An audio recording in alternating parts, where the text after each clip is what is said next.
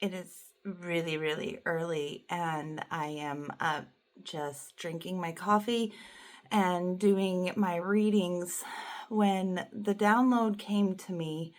Um, in a way of kind of explaining it, it was the analogy that came to me. Um, we need to stop trying to drag people to the light, and this is why. We were all born in a cave system, kept in the dark, kept from the truth, kept from what is real.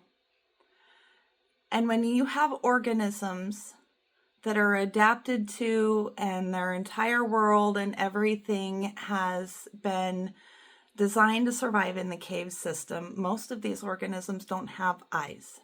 Symbolically, they're the sleepers, they're not awake.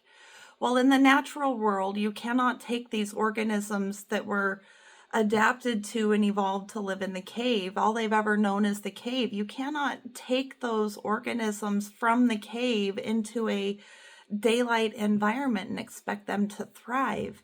And yet we treat people this way.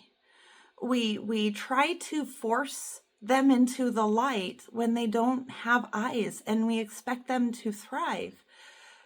That isn't the way it happens. That is why we are given the experience in the dark and in the shadow that we are, because the only way for those organisms, for those who have adapted to and lived and have been born, bred, and raised to survive in the cave, the only way we can get those organisms out of the cave is to gradually and slowly bring the light to them.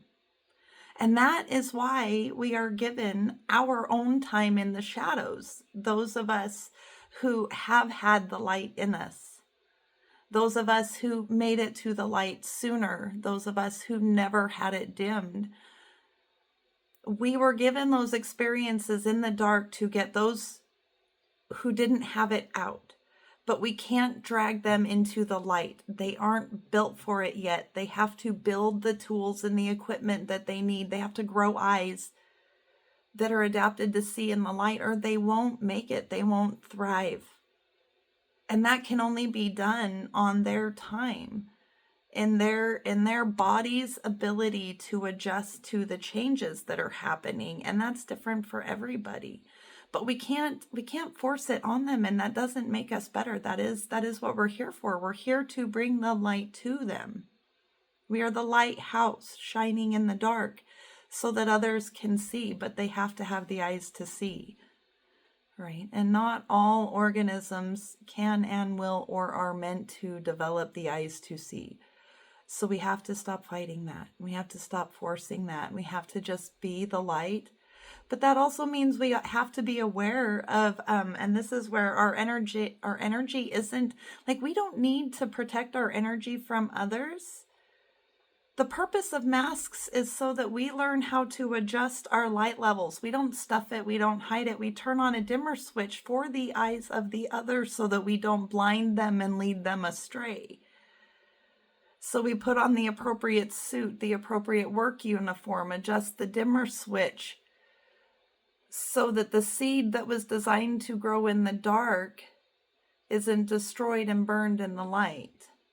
Right? It's supposed to be fluid and adjustable and adaptable, not fixed.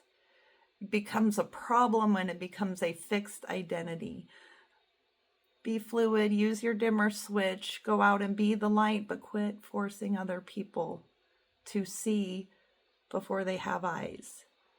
Just be the light and know that the light will do its job. It is attractive in its very nature. So the organisms that can and have the desire and the skills and ability to come forward, those whose psyches are ready to do the inner work that it needs to untangle itself from all the places it has attached itself and doesn't belong, they will come on their own, like moths to a flame, like the canary in the coal mine that sees the crack of dawn through the cave entrance, right?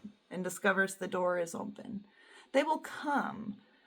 But that is why you were given your experiences in the dark and in the shadows. was so that you could take the light to them so that they know it exists.